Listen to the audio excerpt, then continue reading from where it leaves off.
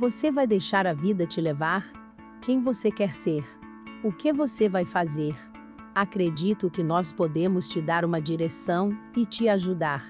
Aqui, você vai aprender inglês e francês e como fazer o seu currículo e a sua carta de apresentação para conseguir o seu trabalho no Canadá. É agora?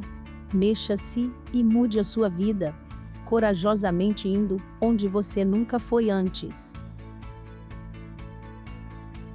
You know that you and only you can change your life. It is time to make your dreams a reality in your life. We are going to help you now. Here, you are going to learn how to have a decent conversation with people around you, in your life, in your working place, and get your new job, in your life. In this video, you will learn little by little these new things. Don't need to rush yourself. Now let's see. To boldly go, where you have never gone before.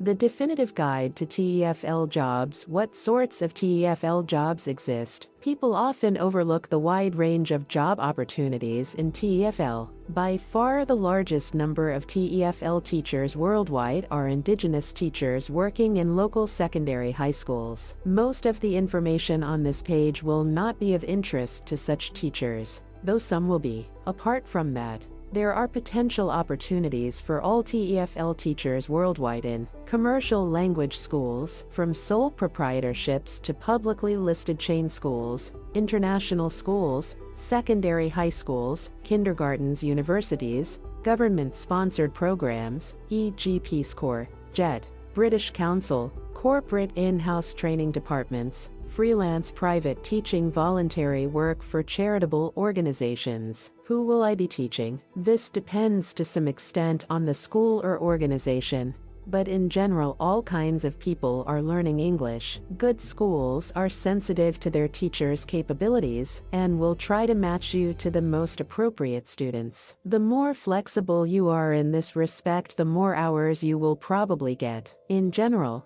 and subject to your capabilities, you could be asked to teach students of all levels, from beginner or false beginner to advanced and near fluent, students of all ages, from BABIAS to octogenarians, groups from 3 or 4 in a language school to 50 or more in a secondary high school, 1-to-1 general English, including grammar, conversation, reading, writing, etc., exam preparation, academic English, business English, and/or other special English in school or at the student's home. What information about the employer should I look for? What should I ask about during the interview? How many foreign teachers there are, teaching resources, how long the school has been running, number of classroom hours, class sizes, teaching resources and technology accommodation, photos of the school, the actual building that you will be working in, holidays, training starting and finishing times,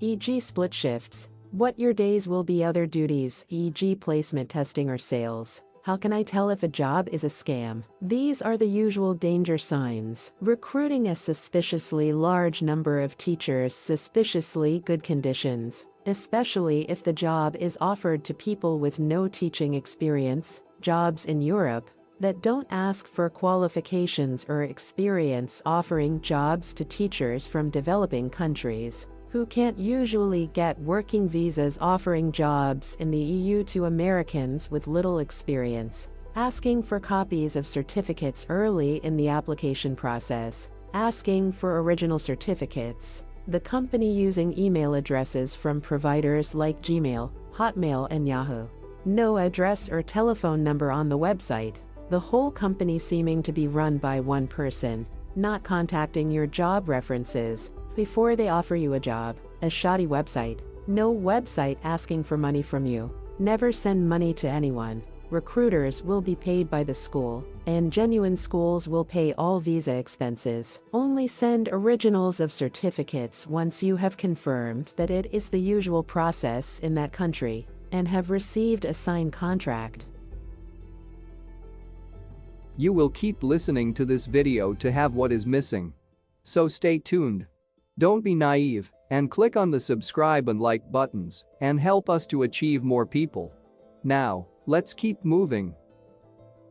What should I do if I suspect a job offer is a scam? Here are some ideas. Check whether they contacted your job references. Contact them through all the email addresses and phone numbers that are on the website to check that they are genuine. Check that they are listed on the websites of any accreditation organizations that they mention. Google the company name, perhaps together with the word scam. Leave a question on a TEFL forum. Ask them to put you in touch with present and past teachers. Check who owns the website. Google the postal address to see if other company names come up, and to see if the address exists. Find job ads from other schools in the same place to check that the conditions and process are fairly typical, and check whether the information that they gave you about visas is accurate for that country. Most of the jobs that I want to apply for ask for Cambridge CELTA or Trinity Cert TESOL, but I took a different 4-week course. What should I do? Explain on your CV very clearly that your course is equivalent and explain in which ways, e.g. number of hours of instruction, and observed teaching practice. You could also ask the certificate provider for other positive information to include, e.g. what schools accept that certificate, and the organizations that they are accredited by. I rarely see jobs advertised in the country that I want to work in. What should I do? Choose a city or two and find out what time of year is best to look for jobs. Then find the addresses of all the schools and get a CV to all of them by email, by post or by walking the streets. If you don't have a TEFL certificate yet, try studying for one in that country. Check out the requirements of the few ads that you do see and try to reach that level, e.g. by getting a couple of years' experience elsewhere and learning the language. As a last resort, take a job in a neighboring country or in a chain that has schools in that country, and try to move there the next year. I'm bilingual. Should I mention that in my CV? Some people say they are bilingual when they just mean that their English is good. So make sure that you clearly explain in your CV what that means, e.g. although I was brought up here in France, my mother is English and I went to an international school, so I am equally competent in English and French. I've heard that in the country where I want to work, there is prejudice against Black, Asian, disabled, female, gay, older teachers who speak the local language, teachers who have local surnames. How can I still get a job there? First of all, read the reactions to reports of this kind of prejudice in that country, e.g. people who have commented on TEFL forums, and see whether it really is a major problem or has been exaggerated. If it is particularly prevalent in that country, you might still be able to get a job in a school that has an enlightened equal opportunities policy and will back you up when you have problems with some less progressive students. If you can't find a job in such a school, e.g. because they only employ more experienced teachers, there is no point trying to hide the fact that you are in a wheelchair until the moment you arrive at the school.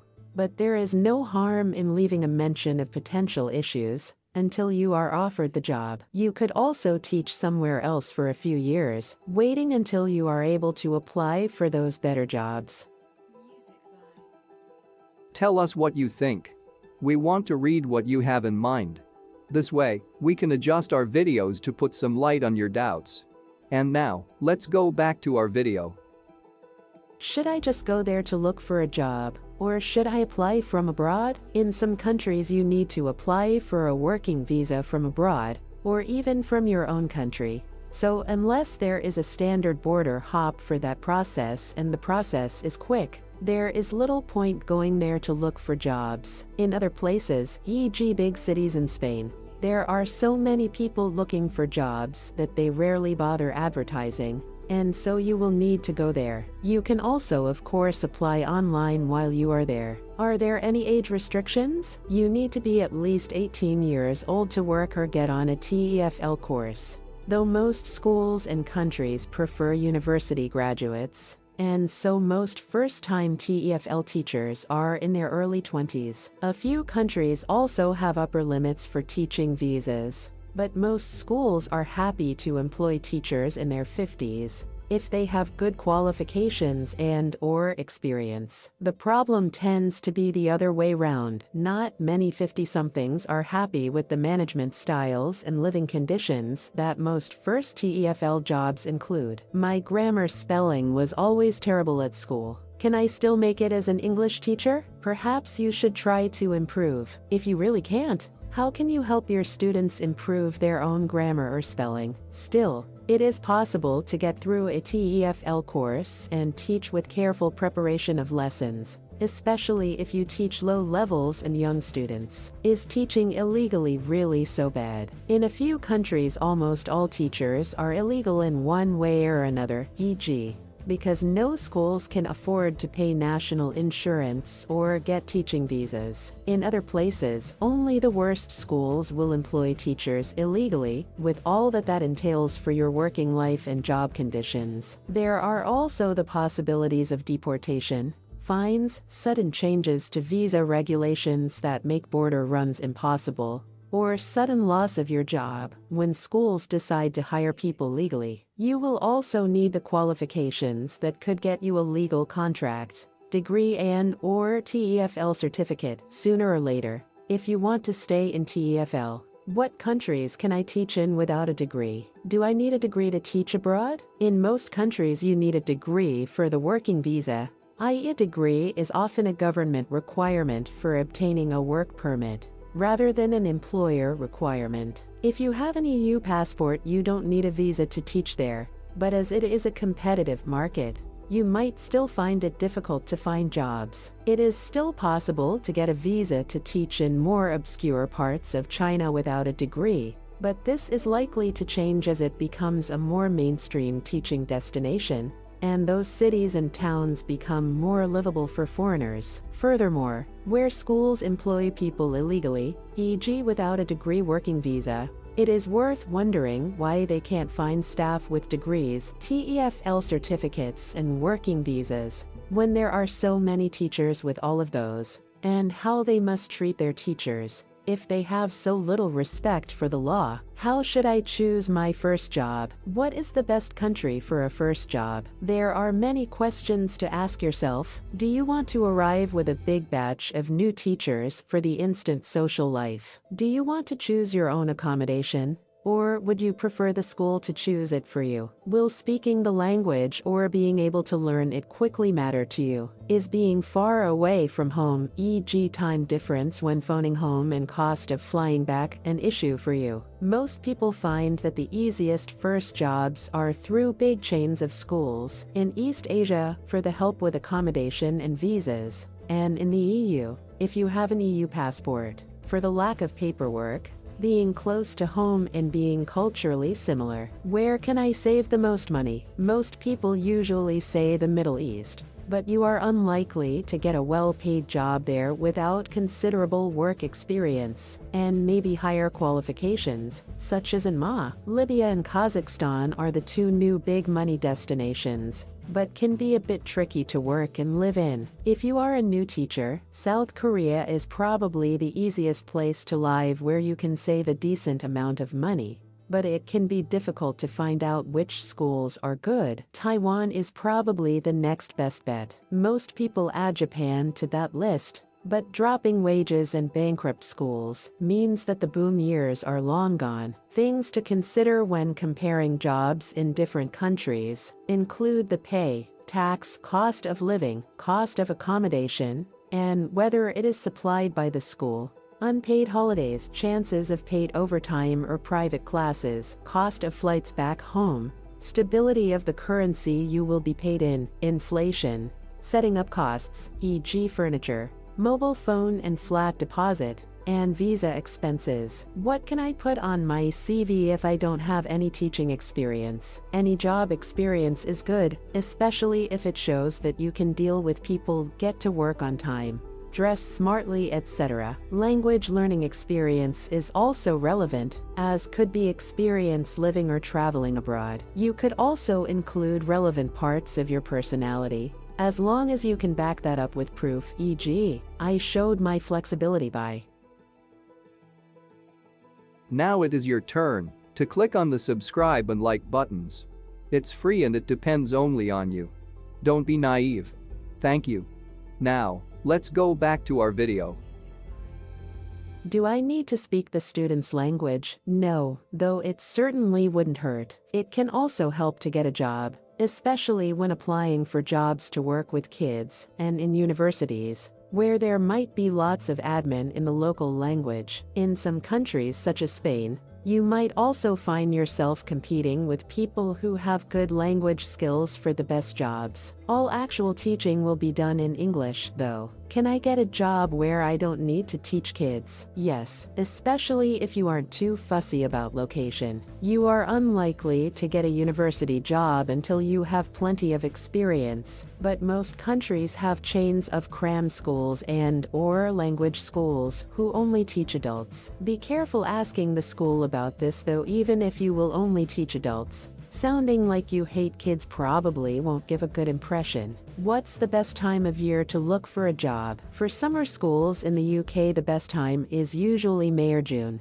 but any time up to the beginning of July is possible. For most European countries, the best time is during the summer, for a September or October start. The new academic year, the beginning of other terms, e.g. after Christmas, and sometimes after Easter, are the other times people sometimes start in Europe. So you could try applying at around those times. The academic year starts in April in most Asian countries and early in the year in South America. Having said that, many commercial language schools are operating all year round, so they may be worth approaching at any time. Can non-native English-speaking teachers get jobs abroad? It is difficult, especially with a passport from developing countries, but possible. The first thing you need is an internationally recognized language qualification to prove your English level. Cambridge Advanced or at least a 6.5 in IELTS with good marks in the speaking are probably the minimum,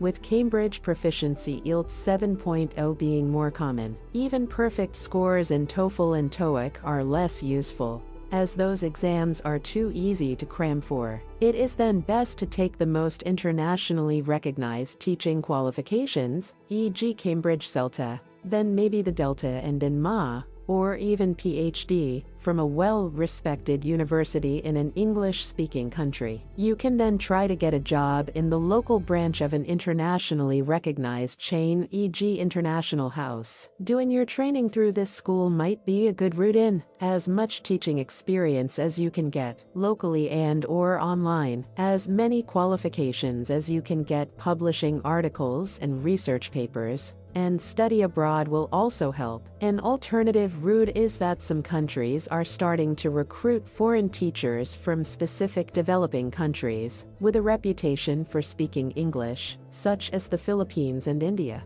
Can non-EU passport holders get work in the EU? It is still possible, but mainly only for American English speakers, e.g. for specialist TOEFL or TOEIC preparation classes, mainly only in recently joined countries, and for very few people even then. Please also be aware that offering EU work visas is the most common kind of TEFL scam. Be suspicious of ads asking for many teachers, or with unrealistically high wages and/or good conditions. Few schools pay much above subsistence wages or offer accommodation in the EU. Never send money to deal with visa expenses. All legitimate schools pay these themselves. Will a couple of years of TEFL boost my job prospects back home? For most people, you would be better off getting relevant experience and climbing the corporate ladder in your own country. If you want to go back home to start or restart a business career,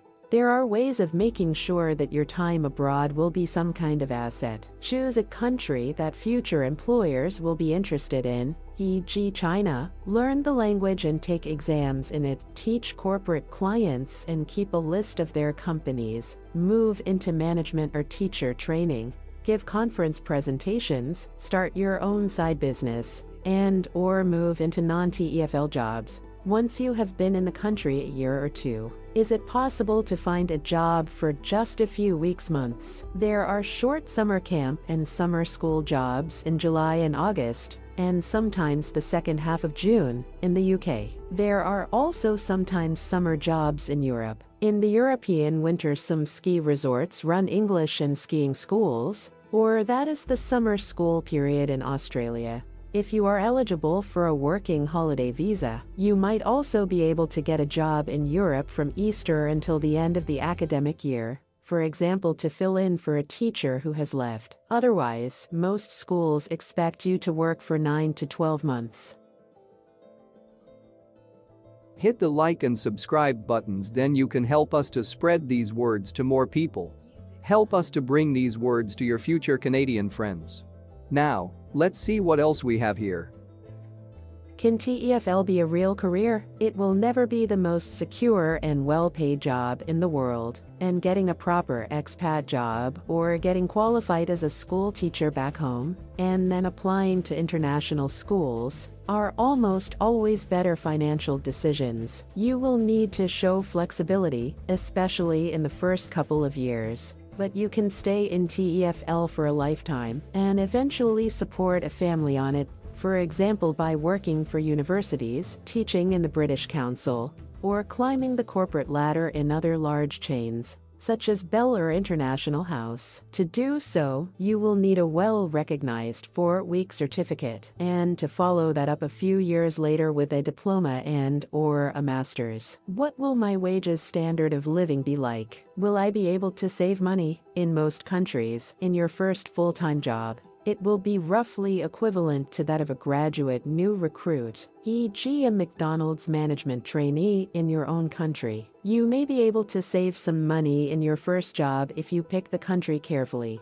but it will entail living like a student, sharing a house, youth hostels for holidays, being careful where you drink, etc. Most people in East Asia save about enough to pay some student loans, fly back once a year, and take holidays in neighboring countries. People in some particularly desirable locations find themselves barely able to scrape even. Am I likely to find a job? Yes, especially if you are a native speaker, have a university degree and TEFL certificate, and aren't too fussy about location or savings for the first couple of years. What are my chances of getting a good job with no experience? It is possible if you are flexible about where you go. Your first option is to research or take a personal recommendation and find a job in a small but professional school. Your second option is to choose a large and very well-respected chain, e.g. International House or Bell, and make sure you avoid the few bad branches, e.g. some franchises. For either, you will need a very well-known TEFL certificate, e.g. CELTA, and having an A or B and a generally good CV can't hurt. What are the chances of finding a job with near my spouse? If you are flexible about location and both have relevant qualifications, it shouldn't be a problem. Will my spouse be able to work on a spouse visa? It depends on the country, but this is often not legal. What about private lessons? In general, employment contracts exclude the possibility of taking on private students without prior permission from your employer. However, if your regular teaching is going well, many employers will not prevent you from taking on private students, as long as you find them yourself and do not take them from the employer. You could in some cases go the whole hog and be 100% freelance. The main problem with private teaching will be remaining legal subject to local visa regulations.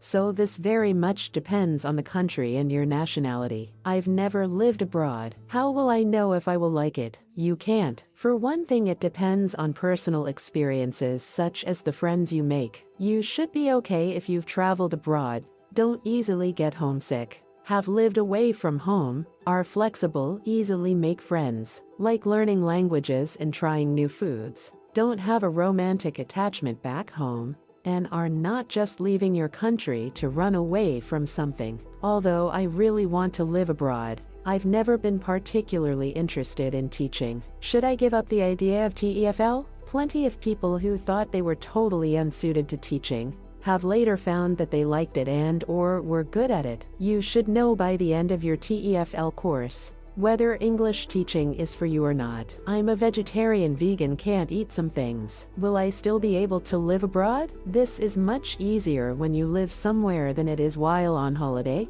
although it can still get a bit boring. If you have to eat potato omelet every time you go out, choose a big city, e.g. one with an English language listings magazine and/or a school with lots of other foreign teachers, and you should easily find information or someone in the same boat. Lonely Planet and Rough Guide also have help for people with special dietary needs. What will I be asked about during the job interview? If the employer doesn't know your teaching qualification, you may be asked to explain what happened on it, what you learned, how widely recognized it is, and how it compares to the Cambridge CELTA. You may also be asked about relevant pre-TEFL experience, your interest in the country you want to teach in, language learning experiences, personality, attitude to particular ages, and flexibility. There may also be parts of the interview which is more like a test, e.g. being asked to explain a grammar point or a word,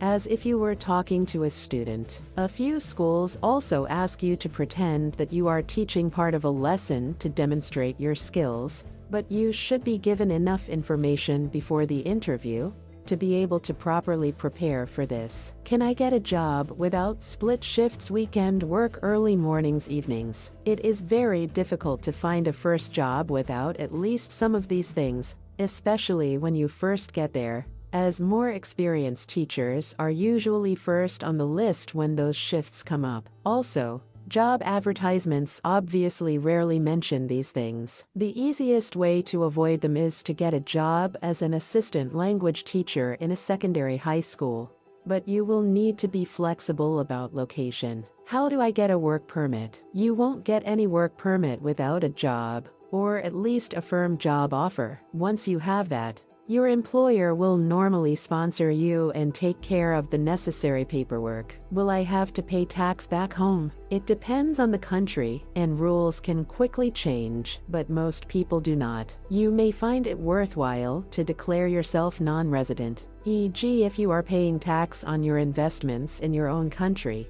but might need proof of address in the foreign country to do that. There might also be disadvantages to this, e.g. having to pay medical expenses when you visit your home country. If you are legally employed, you will usually be taxed at source and pay taxes and other relevant charges to the local government. What currency will I be paid in? Almost always you will be paid in the local currency. Will the health insurance they provide me with cover everything? Most do not cover pre-existing conditions. Some do not cover you outside the country, e.g. when you travel back home or on holiday. Some policies do not cover some things, e.g. adventure sports or dental. You may have to pay some of the expense yourself, e.g. the first $50 of each claim. Should I use a recruiter? Recruiters are generally best avoided, if only because the money that schools are paying the recruiters would otherwise go to the teachers. For example, pay of people recruited for assistant language teacher posts through recruiters is often much worse than the pay of those directly recruited by local and national governments. If you do choose to use a recruiter, you should Google them and spend at least a couple of hours reading online reviews of their services, e.g. on TEFL forums. How do I know if I can trust a recruiter? There are many online reviews of recruiters,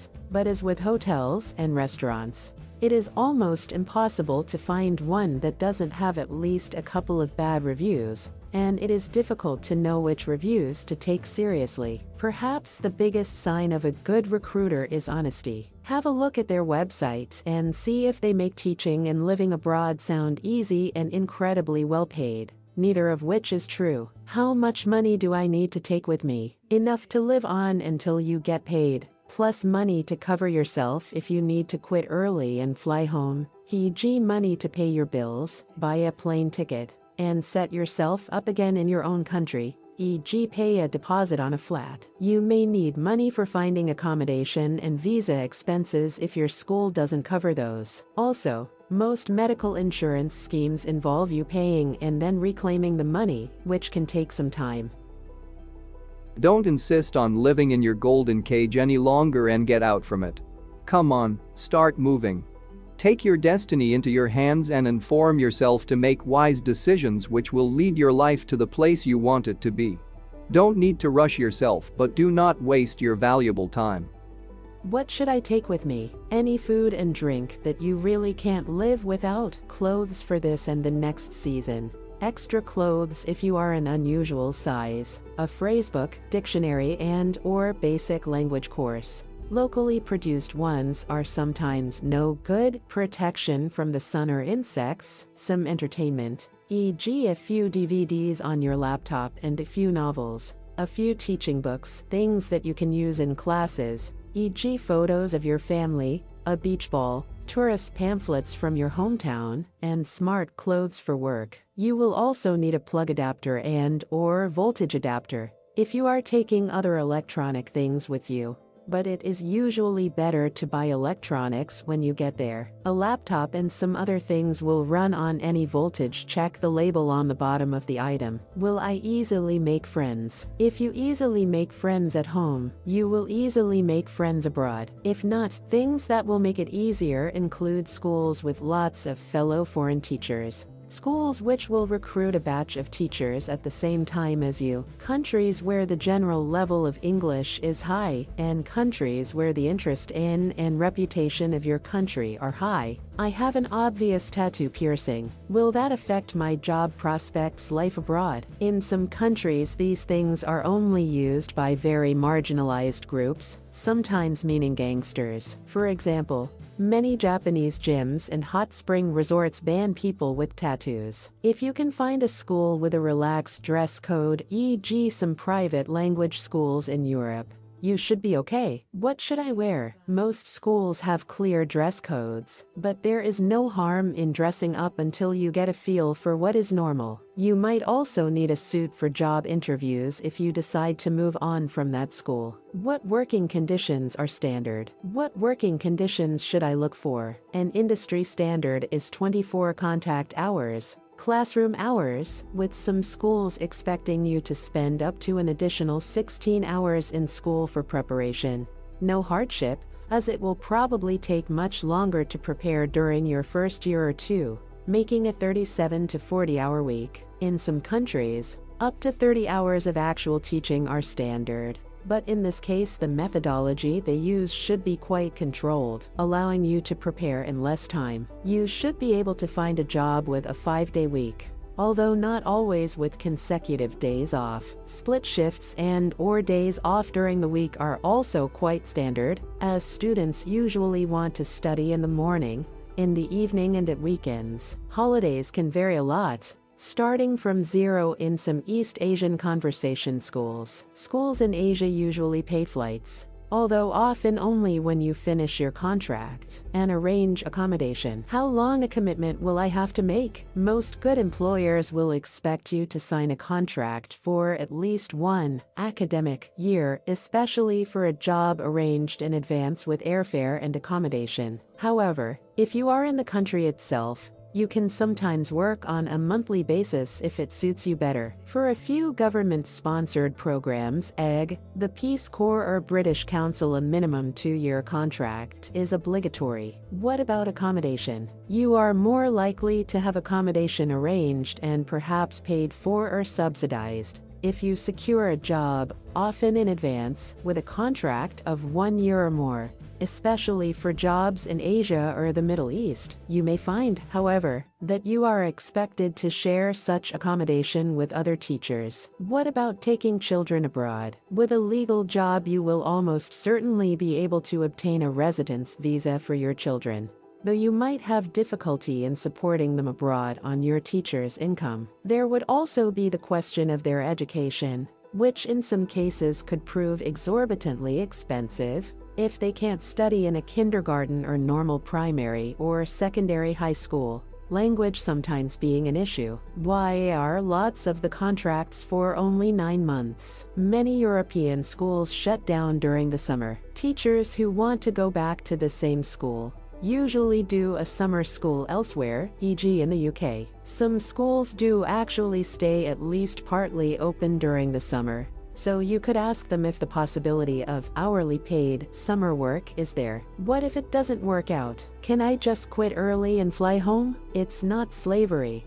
So of course you can. All contracts should state the notice that you have to give if you want to quit, and only the dodgiest companies ask for more than 2 months. Make sure that you take enough money with you to pay all bills, your flight back, and to sort yourself out when you get home. Your employer might deduct some money from your final paycheck, e.g. if you haven't given enough notice, but they certainly shouldn't ask you for any money. Only a few countries demand exit visas, and you should avoid schools who have a reputation for hanging on to your passport for long periods. You know that the only way to not be a lonely spectator of your history is to take your life into your hands, and only you can do this. Here you can see the things that matter for this purpose. Achieve your dreams and take the courage to get down in the rabbit hole to wake up in the other place that you've dreamed of. Tell us in the comments below which one you feel is better for you. Don't worry, we will do the changes to answer you. To sound more native-like, practice saying what you just heard. This will increase your skills when you will have to talk to other people. Remember, the vowels will vibrate the sound waves, and the consonants will put a stop or a pause in the sound waves and mark a cadence for you to follow this musicality that will be created in your sayings. This way, you can create the syllables to strengthen your message, either to inform or to impose your arguments in your talking. This way you can control your conversations and impress your audience. Go in the description to have the link to the Kanda Smart Mind website and go deeper into your study to reach your dreams. Thank you very much for watching this video and be in touch with us. Keep up there and write your story. I'll see you at the next one. Stay tuned. Bye for now.